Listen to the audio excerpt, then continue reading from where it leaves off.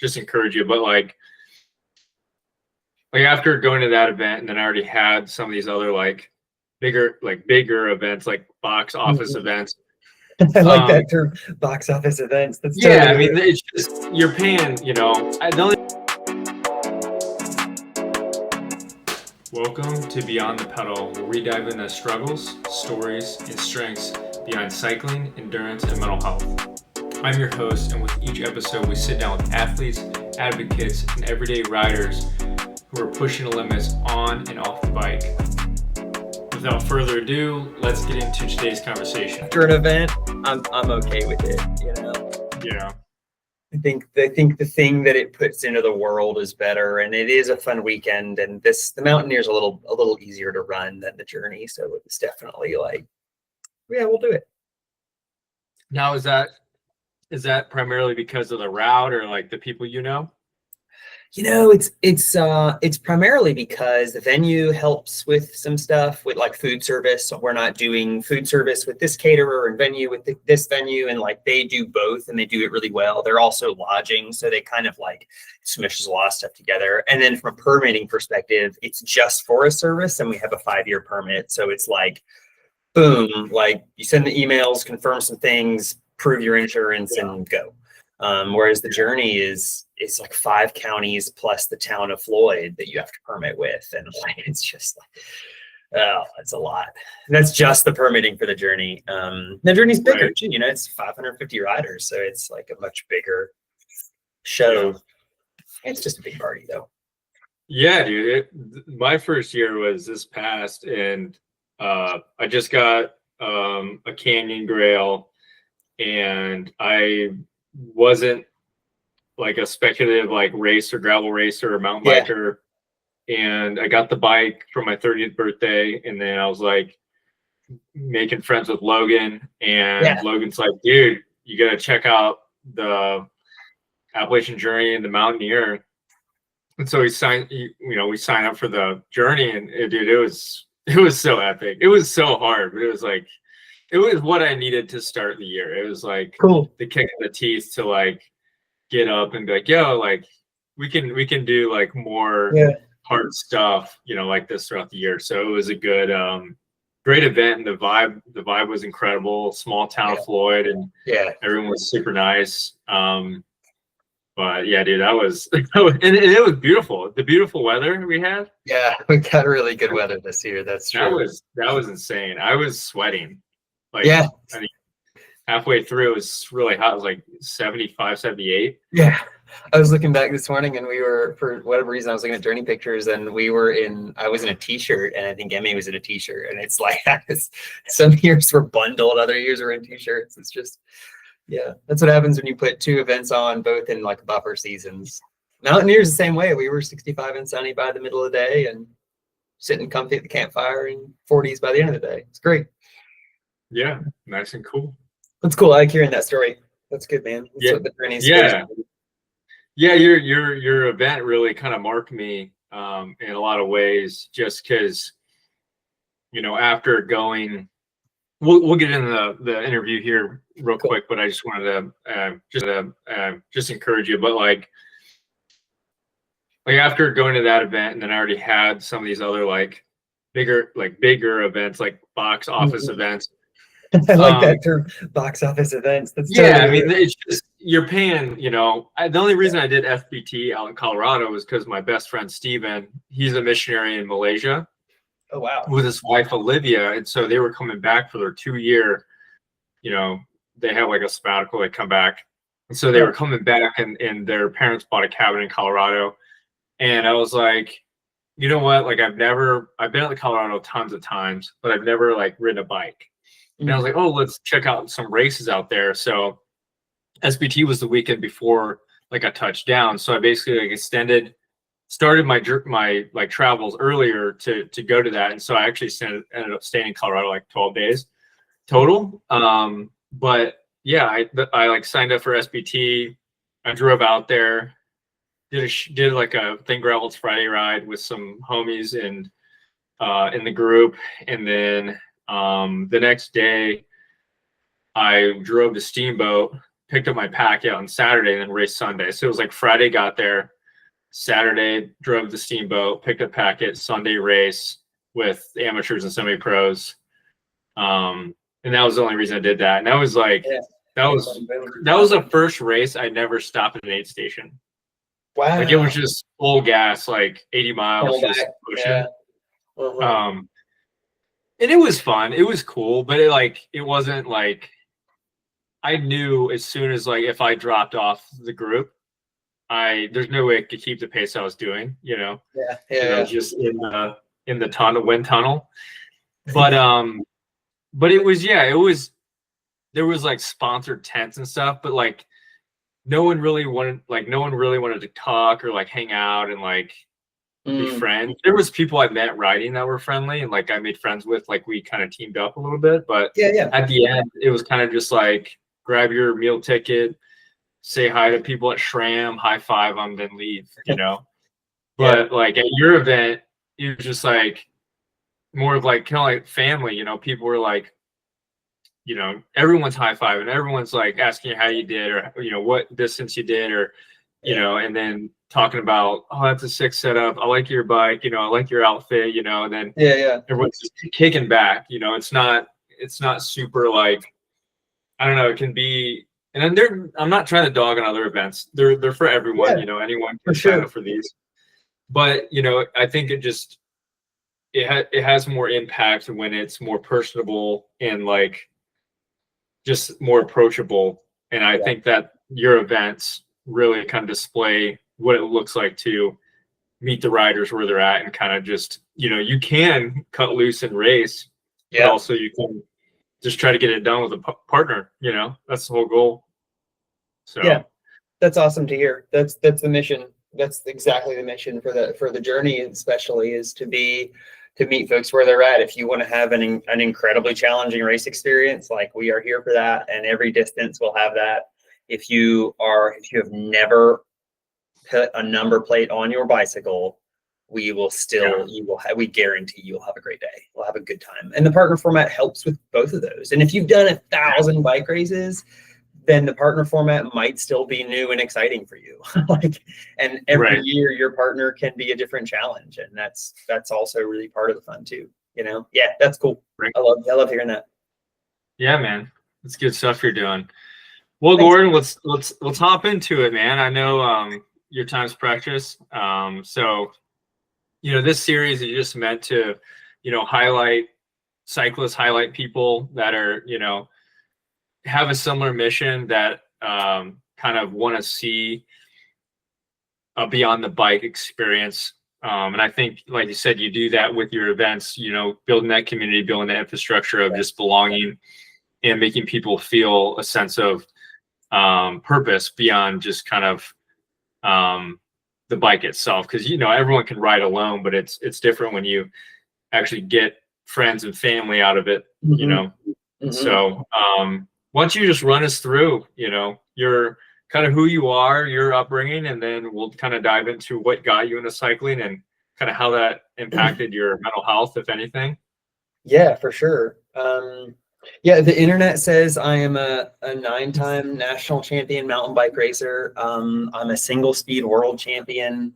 I've been all kinds of cool things like Blue Ridge Outdoors Adventure Athlete of the Year and all these cool, exciting things. I've raced a mountain bike on 5 continents and been really extraordinarily blessed to see a ton of the US and world on the bike, usually with a number plate pinned. But personally, kind of on the other level, you know, I'm a husband and a father of a dog.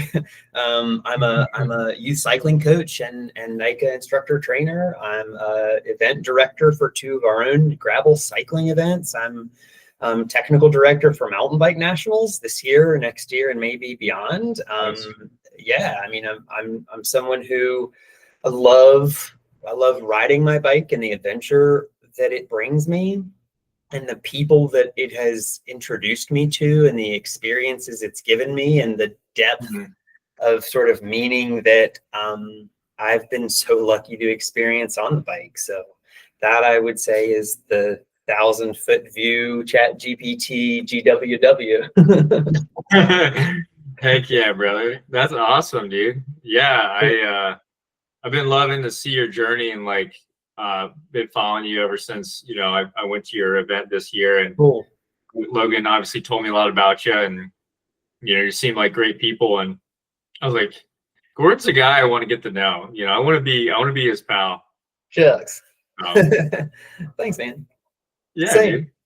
I think you're Heck doing yeah. rad stuff, dude. I'm into it. Trying, gotta put your hands to the plow, Yeah, for push. sure. But yeah, man, I guess if you have a minute to dive into what has it looked like getting into the cycling world yourself? Like what kind of was a tipping point for you to like, hey, I'm gonna hop on this bike and ride, Yeah, man, I don't know. I know that my family are not riders. We partially because of my involvement with bikes, like most of my family has a bike, and my parents do a little riding, and I met my wife at a bike race, and but nobody really before me, I think, had bike racer or adventure athlete identity. I had an older sister who came home from college one year, and this would have been maybe 2000 or 2001, with like a new shiny road bike. She was in college. She got a job kind of shop ratting at a bike shop in Fredericksburg, Virginia. And she came home with this distinctly different bike shaped object to me. And it was a road bike. And it was probably like, I think it was like a giant touring bike. So not even like an especially amazing bike, but the sudden intrigue of like, okay, that's different. And I remember hopping on this bike and sensing like the total shift of like, this is a cool thing. It's faster, it's lighter, it's sleeker, it's shiny, it's all these things that bikes that are sort of toys aren't. And that introduced me to this sort of lifestyle and concept. And I picked up all the back issues of Mountain Bike Action and Dirt Rag and all these things that I could find. Now they're old issues too, so I ended up lusting after like mid 90s mountain bikes, which was kind of cool in its own right. Gives me exposure to time beyond my time in a way that I love. Like I still love, the Gary Fishers and the Cannondale Ravens and stuff of the day. And Purple Anno is close to my heart, But I'd say I took that and I sort of crafted like I sought this identity in bikes.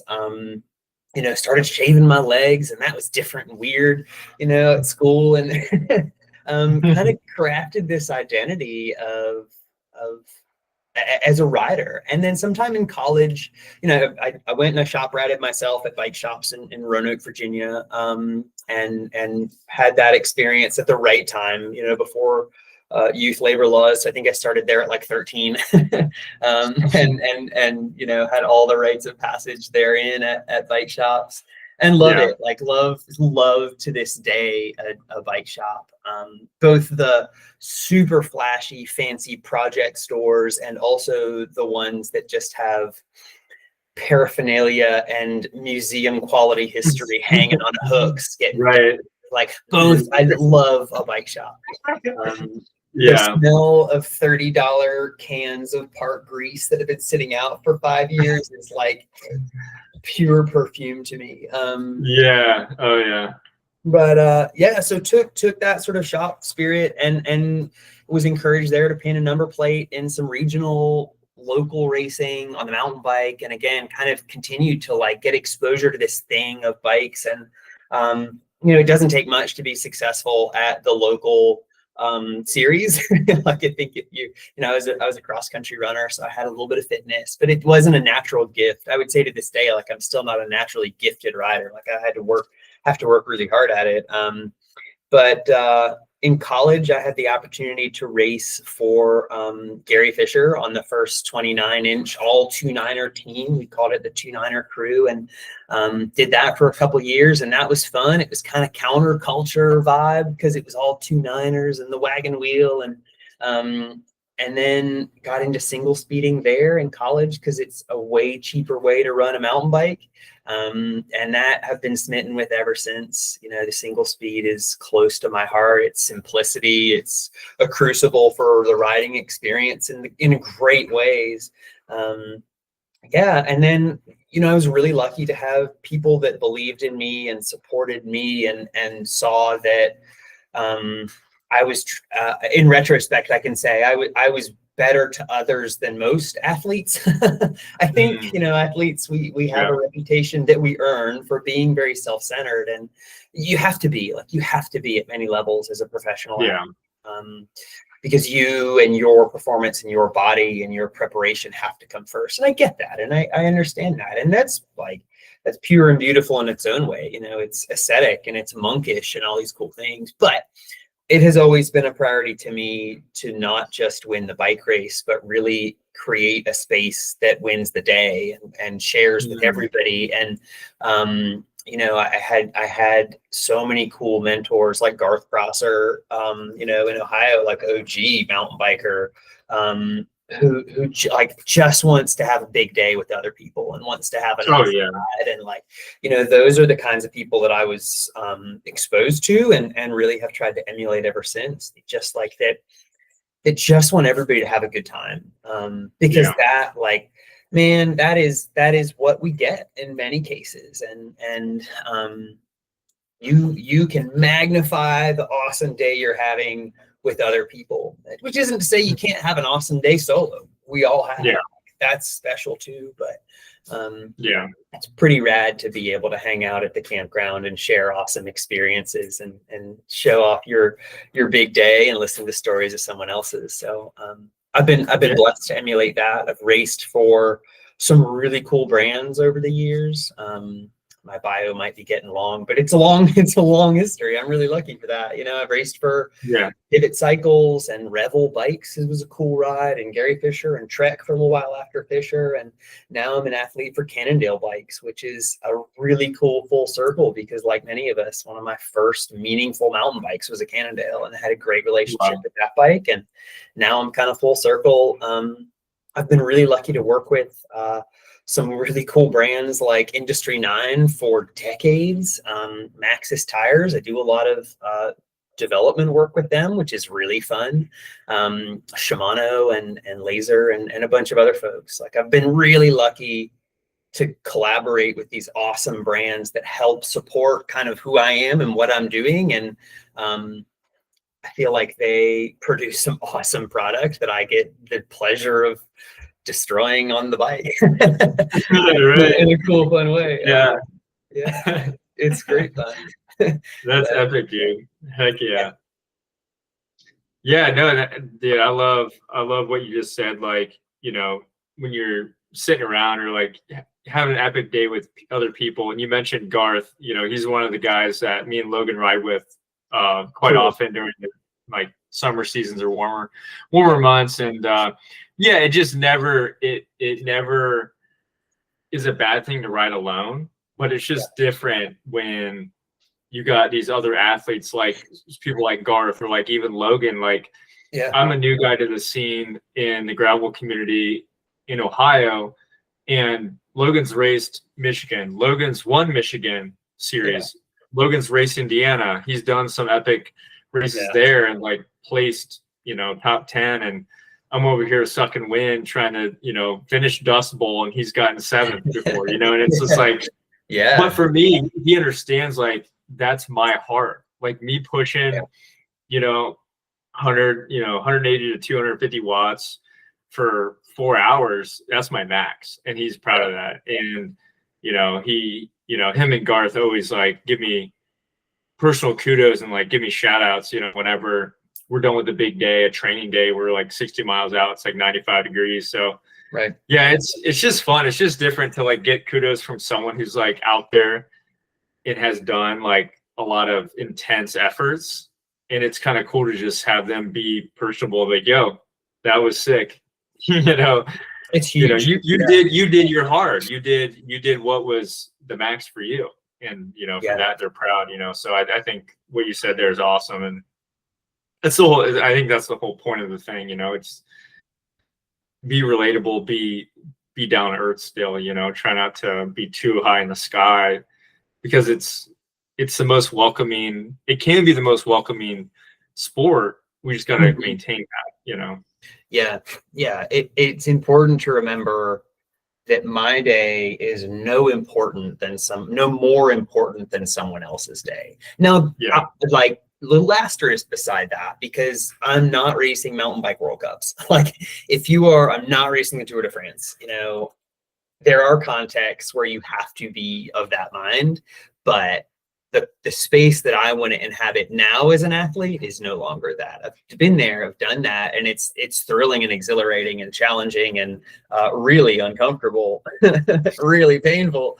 But man, it's not where I want to be anymore. It's not the mission that I think I have or our events have, or that I think furthers us at cycling, you know. Right. I think as cool as it is to watch, you know, Unchained on Netflix, or watch mountain bike World Cups, which are so good right now, especially the women's racing. It's important to not carry that into our Tuesday night ride, because it needs to be encouraging and welcoming and sharing and safe and all those cool things. And right. Cycling has so much to give, that we all are responsible, I think, to cultivate the place that makes it do that, allows it to do that, you know. Yeah, exactly. You're right. Nailed it. We're all in it together. Yeah, man. No, that's so good. Well, cool, man. I just wanted to also ask, what are some ways you feel that, you know, maybe a certain season of life, or maybe even training for your events, or like, you know, your biggest, you know, like you said, your biggest efforts, what has been a moment in that season, or, you know, part of your life where mental health has been kind of like a struggle, and how did you allow like yourself to kind of become resilient and kind of get out of that? That's a great question. And resilience, man, is such a key word, and that's weighed super heavily on Emily and I in the past couple of years. You know, our story, like we are really good at tackling big things together, and we have tackled a lot of big things together. And one of those big things, like I feel like I'm really lucky that I could answer this from a couple of different angles. Like, I've certainly had, you know, fifth place at Unbound, and like 24-hour in the old Pueblo record holder, and all of these like awesome huge rides, and the prep for that and the balance for those things is an angle I feel like I could answer that from. But I'm going to choose the whole person angle, which is, you know, almost 2 years ago, my wife took a job in Oak Ridge, Tennessee, which meant we had to sort of pick up and move as much as we wanted or could from Virginia, which is where where's home. Family's there, job things are there, life is there, community is there, and kind of like pick and choose what we moved, and honestly give a shot to her job and her role in Tennessee, and try and build that safely and right and smart. But it meant this huge complication for us, and for she and I both, we had to kind of rebalance and reprioritize. And I felt really blessed in that. And I kind of was like, I don't know where bike racing is going to fit into this. For the first time in my life, I was not sure where bike racing was going to fit into that. And part of me was like, am I like, maybe I'm retired from racing. Maybe I'm okay with whatever the next thing is, in big floaty cloud letters. You know, many athletes embrace that differently. And I was like, all right, well, you know, whatever. For now, I'm gonna ride my mountain bike because I love riding my mountain bike. I'm gonna ride my gravel and road bike because I love riding that. And whatever happens. And the balance, you know, the reprioritization and rebalancing happened for both of us. And I was really kind of lucky in that I did actually cobble together some fitness, and I found a little bit of a spark in new training patterns and grounds and community in Tennessee. And, you know, the Knoxville, Tennessee area has some awesome riding and some great community. And we're just up the road in Norris, Tennessee, which has some incredible old school mountain biking and some really challenging riding in the Cumberlands.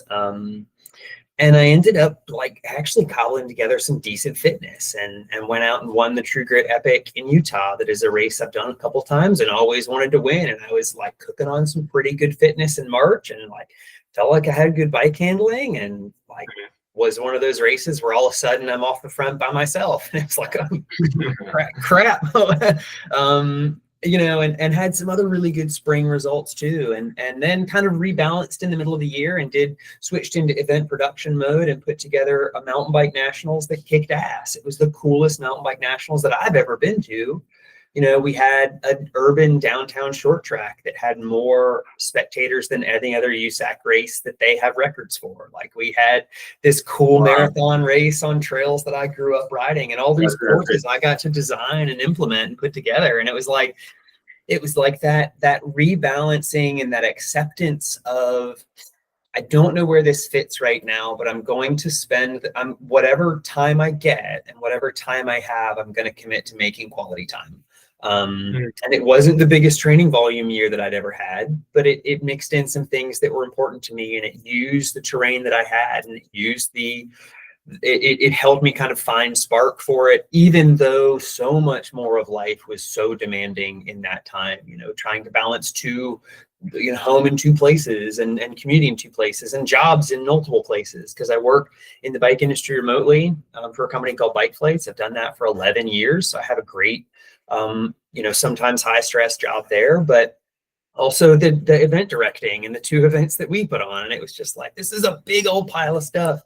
And I don't claim that we have it in balance every day, because we don't. I certainly don't. But last year there was a real mental health and wellness struggle. There was constant rebalancing. There was this constant reliance on my wife and she on me to kind of support each other and prop each other up and understand that we had to give ourselves and each other a lot of grace and patience, because that just might not be a day that we had it together. And it was just a lot. And you know, we had health for the most part. We had job security. Like we had many things that I'm grateful for. And so those weren't part of it, but it was a intentional complication that caused a lot of intentional rebalancing. And I'm proud of the way we handled it. I'm proud of being able to find some spark in that and put on, both as an athlete, as a director, as a coach of young people. Like we had a damn good year. You know, we put a cool documentary about the Matahe race into the world. Like we had a really cool year, and I will remember that doc was sick. It was a cool experience, and one that I'm really grateful to have been a part of. Yeah. Working on something for maybe next year in a similar vein that I'm really excited about too. But yeah, so, you know, hopefully that answers the question, because mental health and well-being and grace with ourselves is so hard, man. Like, especially right now, I think we have this general like anxiety about things because we're constantly delivered a message that the world is a mess and it's worse than it's ever been and all of these things. And I don't know if that's true. I haven't lived all of recorded history. I'm sure most people feel that way, but we have stresses that no other culture in time has had with things like social media. And so, mental health and the ability to be graceful with yourself and others and understanding and sympathetic, and like, those were lessons for last year for us. And they were ones that we haven't mastered, but we have grown. Yeah. Good question. Yeah, dude. No, that's tough. Yeah, it's rebalancing is a good phrase. And I'm glad you guys saw it through and like saw what you had to do and kind of just looked at each other and like, yeah, we're gonna get through this. It's gonna be rough, but yeah, we'll get it. I mean, as an athlete like that, the most successful, most durable, and longest lasting athletes, I think, are the ones who cultivate the resilience, and they cultivate durability and ability to bounce back. And also like a little bit of just take it as you get it. you know, like, Mhm. and we did that pretty well last year, and I'm proud of that. And who knows what's next for that? You know, Virginia remains home, and we're excited for the things we have going on back there. But for now, it's remaining complicated. Yeah, Dang, man. good stuff. Good stuff. We're Yeah, dude. all the time, you know. Yeah. I mean, I would say similar vein. I am a guy that can, take on more than I can chew at times. I shot a documentary this year of doing the OTET in under 24 hours. And then I also work a day job as a construction project manager for a commercial builder. And then I also take on residential side projects as a general contractor, like managing them. Yeah. And I'm also trying to hang out and ride bikes, Yeah. me traveling to Colorado, Nebraska, all these different places. Bentonville, went to Bentonville for Big Sugar to end the season. Yeah, And, cool. just it can be a lot, and then also running the nonprofit, Right for Hope, it's just all at the same time, kind of needing your attention without actually needing to complete things. And so, I rely heavily on Megan. She's definitely helped me a lot, just kind of sit in my thoughts and realize I don't need to be a hero, for everyone or everything all at once. Even though that's the heart. I think me and you share a similar vein in that, where we want to do unto others as we would want them to do to us. But it's we want to serve people. We want to create an atmosphere where people feel encouraged and hey, let's level up your fitness. Let's get you outside. Are you having a good time? Let's get you having a good time, Yeah. But at what detriment does that, deteriorate us as individuals? And sometimes I think in the moment, we don't think about that. We don't consider ourselves too much. But it is important to like you said, have a partner, have someone that's close to you to be hey, I think we're pretty thin here. Your energy's low. You're not giving your best self at these things, X, Y, and Z. Yeah. So, and I felt that too, and have people tell me there'd be times my focus would be fractured.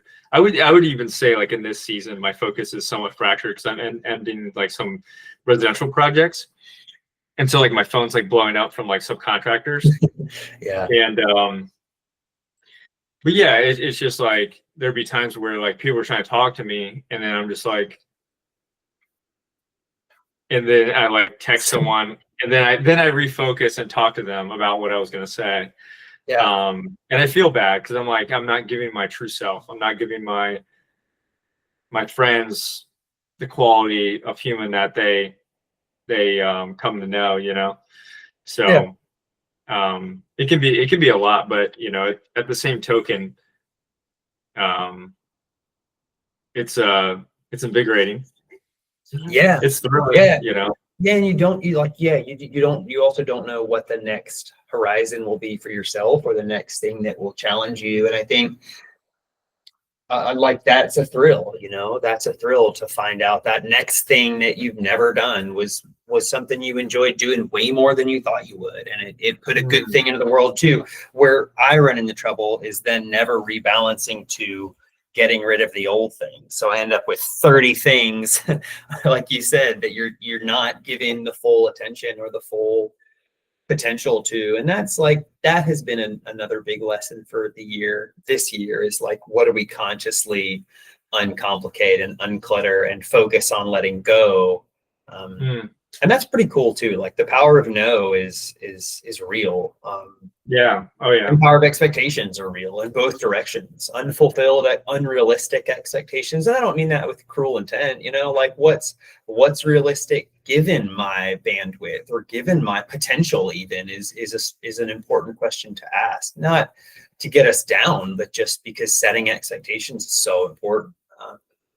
And every coach in the world whether bike or life or sport, or, we'll talk about different layers of goals. And sometimes you got to have a low key goal that can juice you up.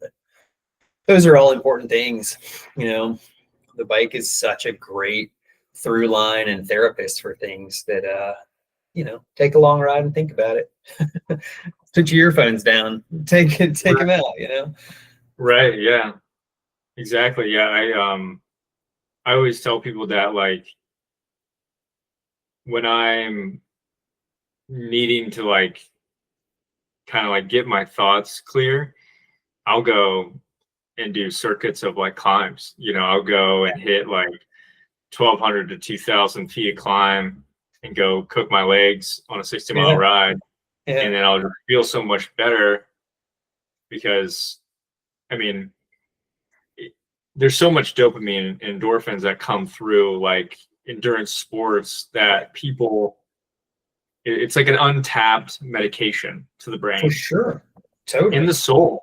It's like soul giving, because you push yourself, you're breathing heavy, your heart's racing, your blood's flowing through your body. And I mean, kind of in the same thread of what you were talking about, like, unplug. Yeah. Most of us sit at a desk 8 to 10 hours a day. Yeah. Heavily plugged.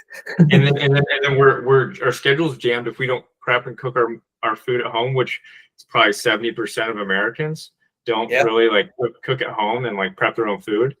We're eating fast food. We're eating like to-go stuff. So we're not even fueling, even if we are moving a little bit. And so it's like, I think it's, indicative to like set aside some type of fitness, whether it be rubber bands at the house or in a small little walking treadmill.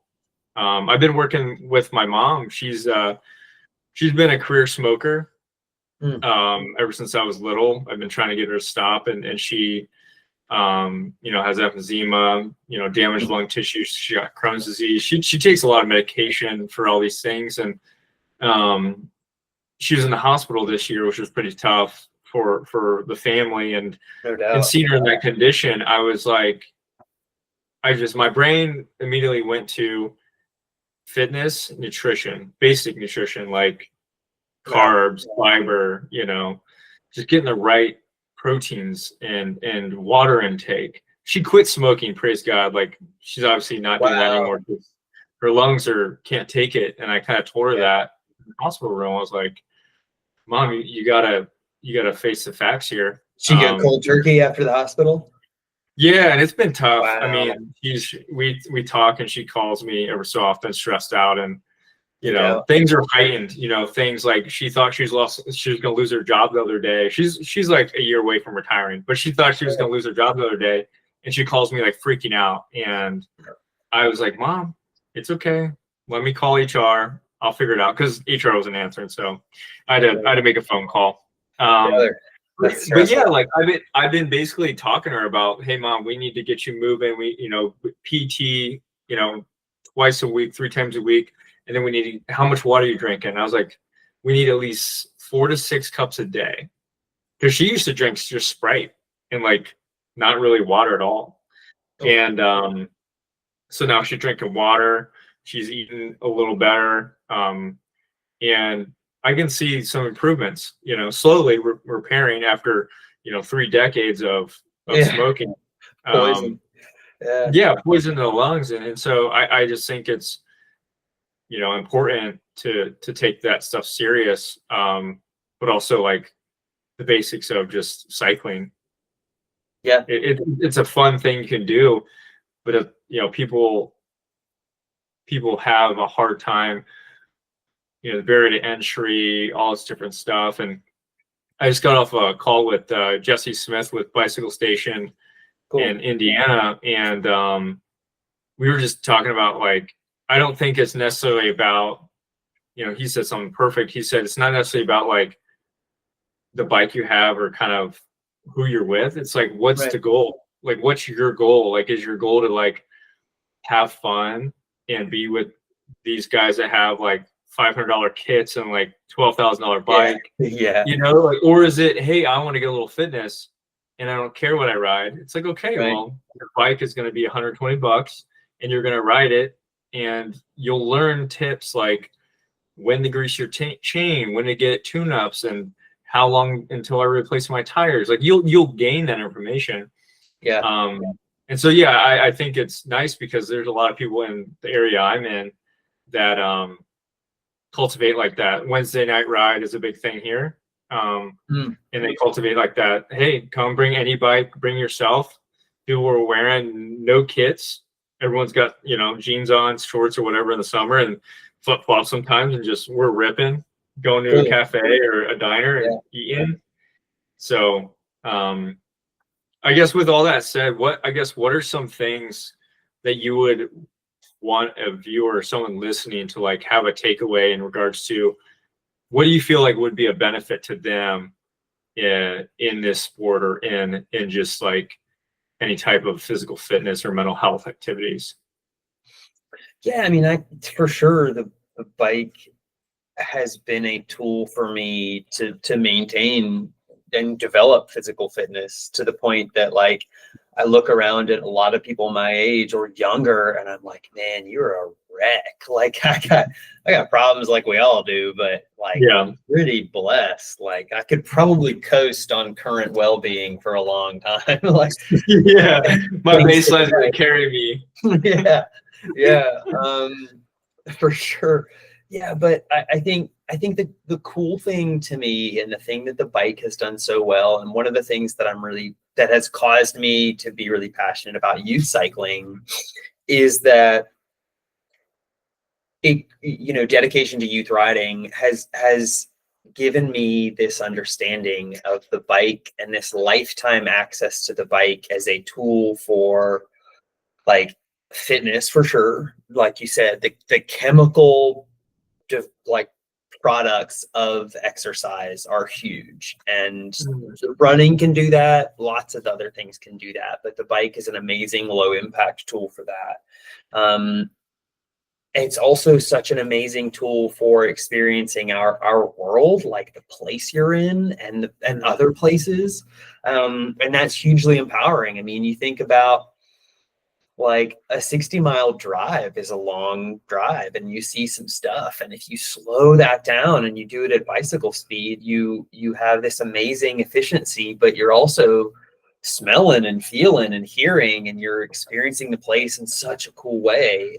And I think the time inside your own head is also really valuable. I had a really good friend once who said that there's two types of endurance cyclists. And I think it's pretty true. There are people who feel that they deserve the punishment, which is dark and sad. But we all know those people. I mean, there's a couple of them I always think about with this analogy. And I hope they're doing okay. But then there are people for whom the inside of their own head isn't a scary place, and it's a good place. And the more you can cultivate that and develop that, the better. And the bike is such a good tool for that. And any bike is such a good tool for that. And bikes right now, man, they're better than they have ever been. You can go out and buy a $600 or $700, which is a lot of money, but you can go out and buy a $600 or $700 gravel bike that will last you years and kick ass. And it will do.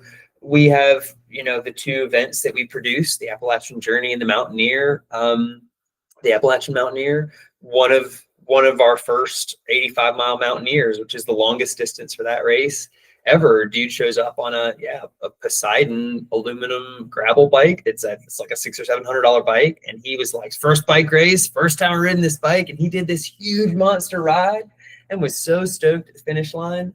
I'm just saying, bikes are better than they've ever been, and they're so good and so capable, and they can take us places, introduce us to people, share and experience our world in a way that is so worth it.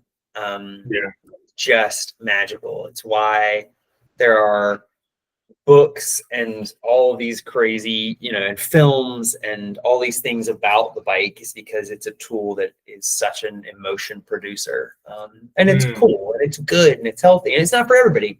But it's also the same reason that like cyclists get asked for directions all the time. We're welcoming and approachable Yeah. and friendly and vulnerable in a way.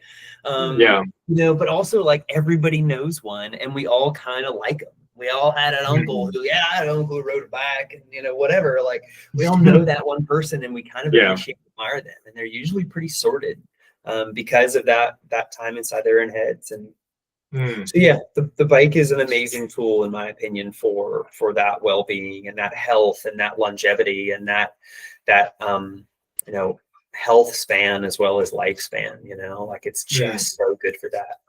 They can go too far too, and you know, people now like the 200-mile ride is the new 100-mile ride, and the 300-mile ride is now the 200-mile ride, and that's cool. Like I love nothing more than seeing the sun come up by bike. Like that's pretty special, but it doesn't have to be.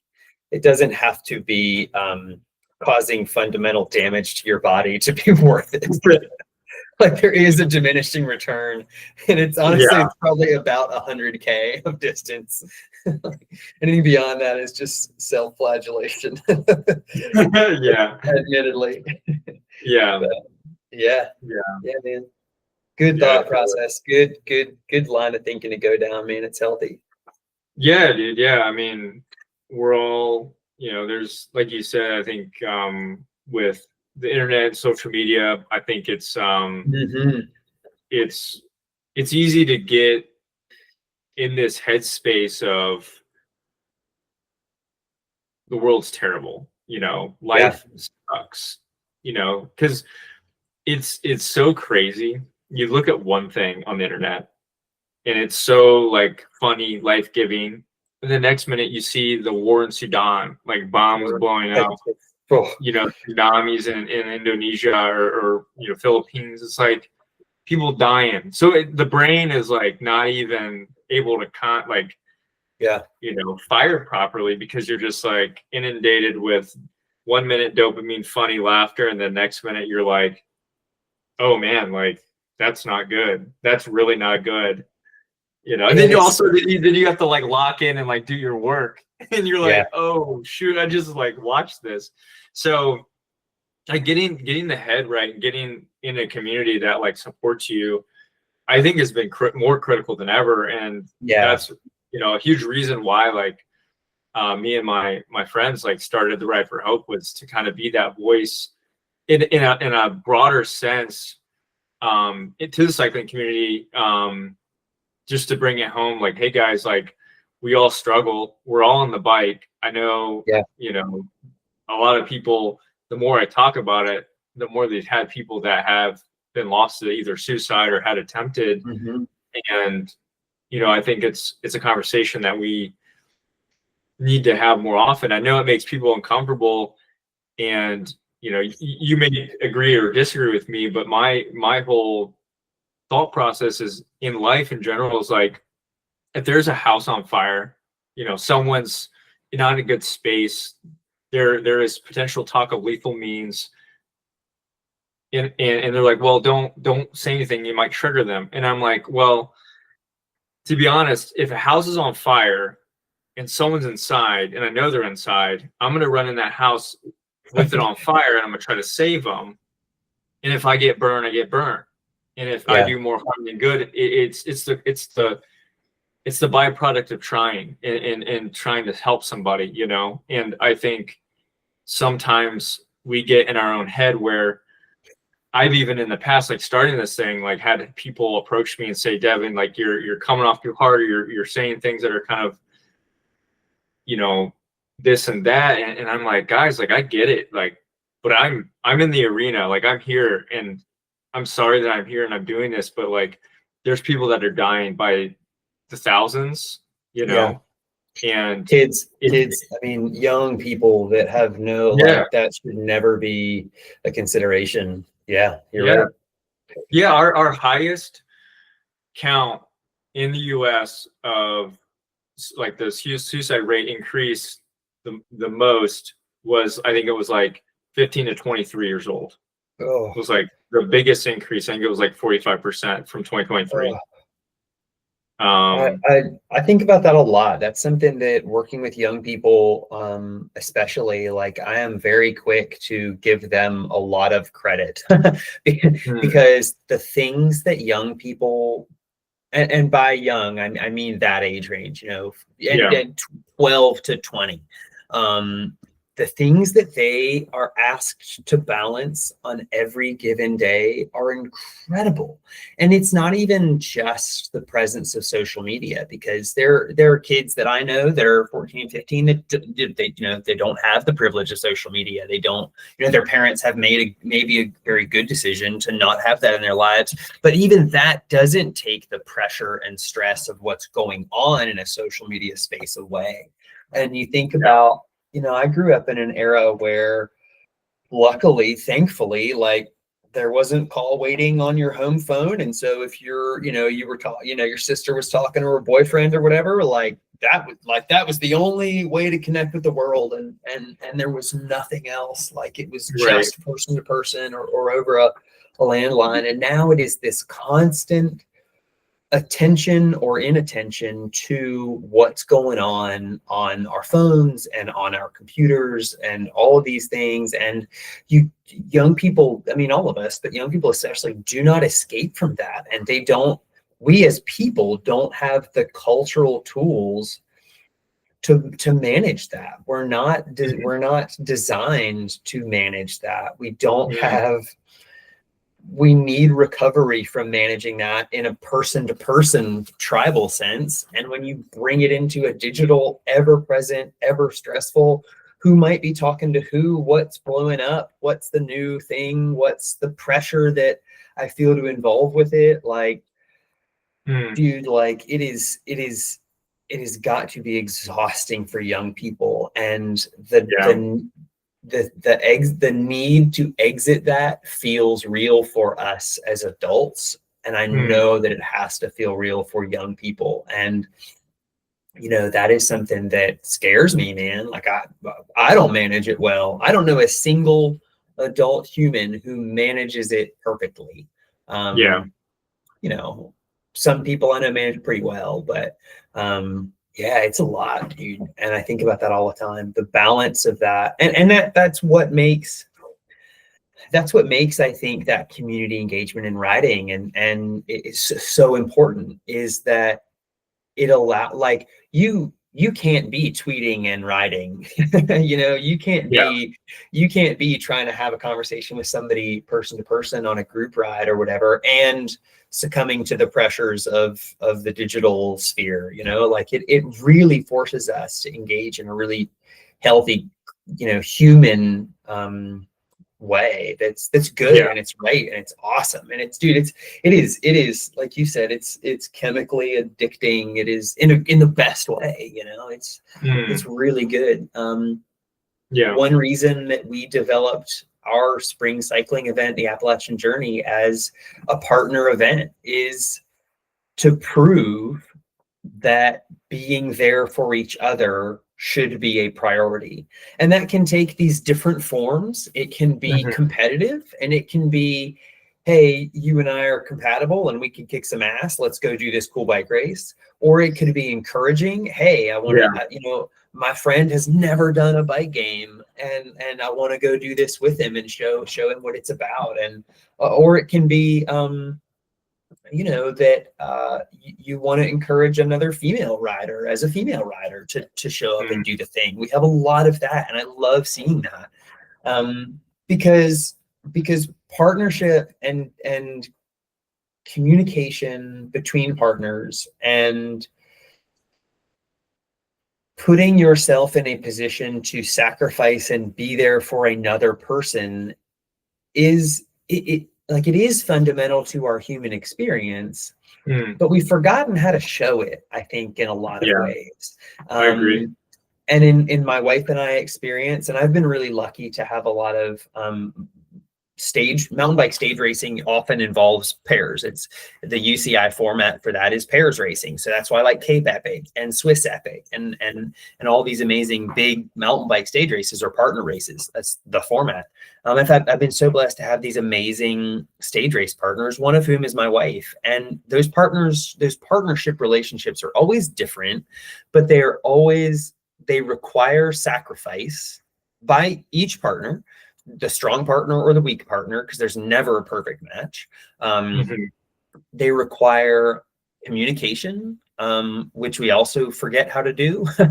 And they really require a lot of dedication. Like, you have to show up. Like, I will be whatever I need to be to further the relationship and further this partnership to get us to the finish line, either faster or safer or quicker, because this is hard or whatever. And the Appalachian Journey, like, that's what it does. It proposes that pairs and partnerships and sacrifice and communication and all these things are an important part of cycling, an important part of the human experience that we have lost touch with in many cases. And like, I will tell you that my wife and I are never better.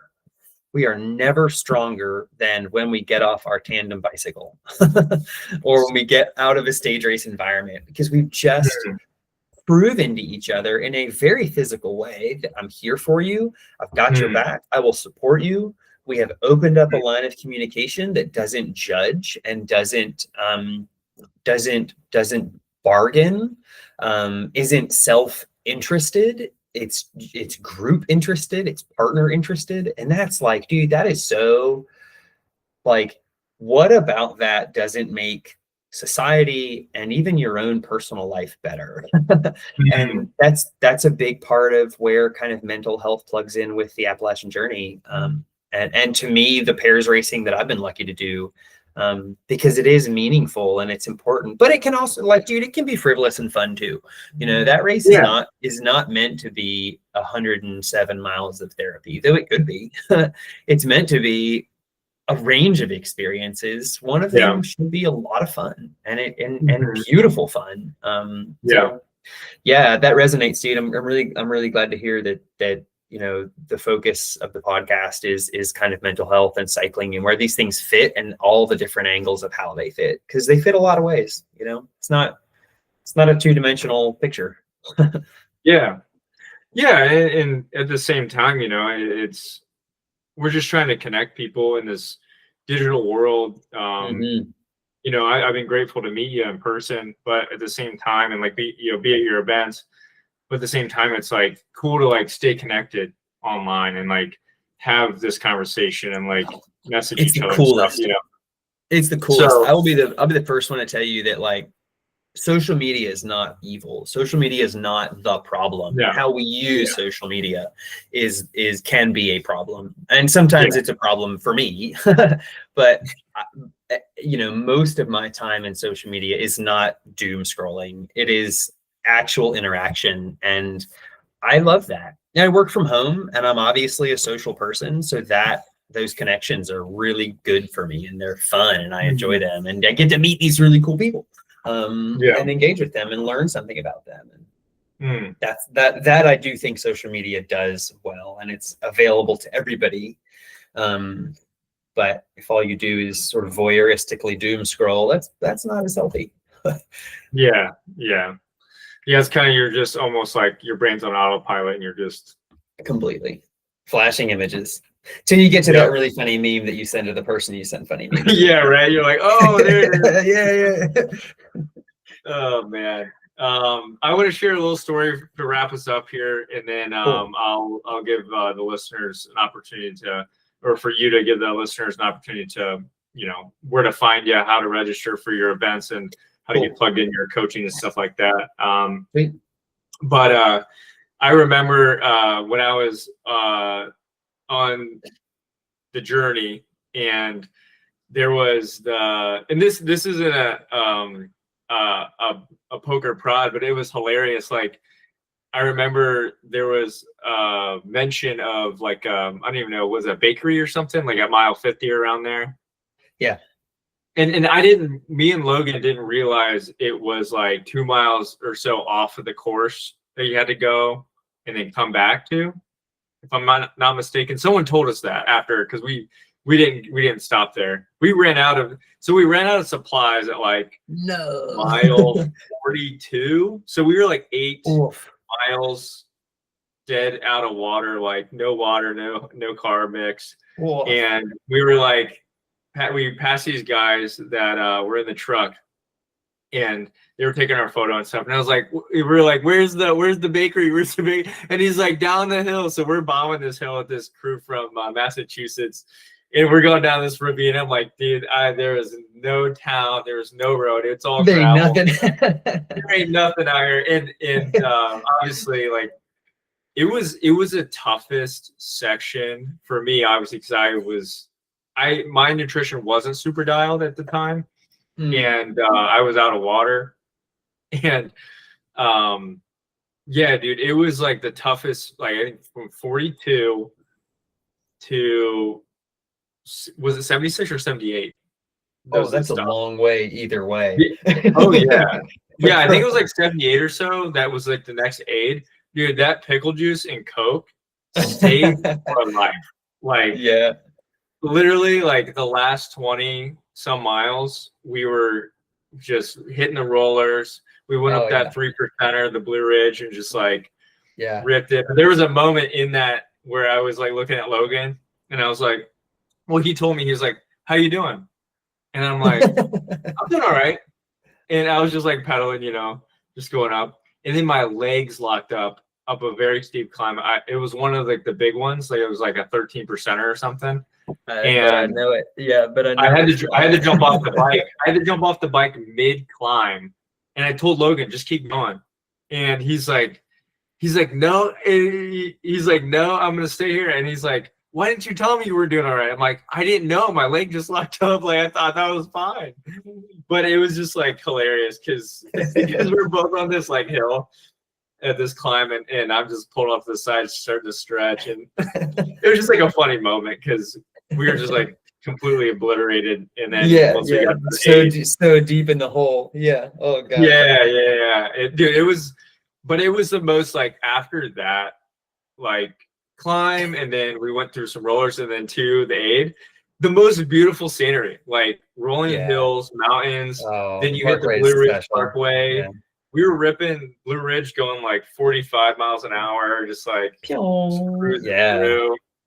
And then obviously we circled back on that pine, almost like a pine gravel road, and you're just zipping down. It's kind of like a slow grade, like 3 or 4% down, and you're just.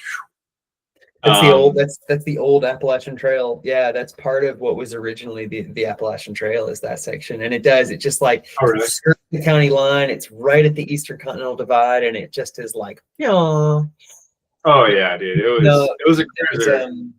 That's awesome, man. Yeah, there's no bakery. I was like, someone told me it was like 2 miles off the road. So there used to be. So we have one of the blessings of Floyd County, Virginia, where we do our spring race, the Appalachian Journey, is that we, of the 300 or the 600 and something miles of road in that county, more than 300 are dirt. So we have these cool zones that we can visit, and we can change up courses. And the past, the first 2 years, the original courses, the long doggy, for sure, yeah, went by, and one of our aid stations was this amazing bakery that delivers to all the cool restaurants and stuff in town and serves the farmers market and stuff. And so yes, there was a bakery. The new courses have not that bakery. They do have a farm store at like mile 20 that you do go past, but yeah, I'm sorry to tell you that was a myth. Somebody led you hard wrong. Could have been me. I've been no, it's all good. No, it was just funny because we were just funny. Like, we were just out there like our mind was on the bakery, that was kind of our data point, and we were out of resources, and so I was like, oh my man, this ain't looking good, brother. No. Alert. But we made it. We finished, and we did better than we thought we would have with all that climbing. It was almost 12,000 feet, and that's a lot. Yeah, that long doggy is a lot. that was a huge bite for this almost the start of the year. So, well, I'm looking forward to doing it again this year. So Cool. Awesome. I'm Yeah, man, super we do not profess to put on easy bike events, Oh, but no, we do put on good bike events, and I'm really proud of every bike event that we're involved in. The Appalachian Journey in the spring in Floyd, Virginia, the Appalachian Mountaineer in Newcastle, Virginia. Totally different events. The Journey is partners, it's county roads, it's longer typically. The Mountaineer is forest roads, and it's solo, and it's a little shorter, and it's more rugged, and it's like campfire vibes, and the Journey is music festival vibes, and they are certainly related, but you might not know it if you saw them sitting at the bar together. They're awesome, and I love them both. I would love to produce more events one day. We've got so many cool ideas cooked up, and so many epic ways to share some really cool curated experiences. I'm stoked you had a good journey, and really excited to put another one on next year. Yeah, man, I'm super stoked for it. It's one that I was already had on my list, so I'm ready to sign up whenever it comes open. Let's do it. Yeah, it's open. It's secretly open. Don't tell the internet just yet. But it's wide open now. Okay. We haven't announced it officially, but it's I'll there. Tap in. Yeah, man. For sure. So yeah, Gordon, real quick, give us a rundown of how people can get connected to you, how they can find you, if whether it's coaching, whether it's Appalachian Journey or Mountaineer, or so and so forth. Yeah, so please send memes to @Wadsworth on most things. I am on the Instagram and also Facebook as Gordon Wadsworth or Quadsworth. You can find me pretty much there. I have a website, quadsworth.com, that has been around for a long time, that I'm slowly updating and bringing into the modern era a little bit to do some storytelling there. You can find our events at theappalachianjourney.com or @theappalachianjourney. I love to hear from folks there. I love to storytell and share the deeper meanings of our part of planet Earth there. Yeah, come and experience Roanoke, Virginia, or Floyd, Virginia, our home, and come for a ride with me and Emmy. Send memes. I do love interacting with people.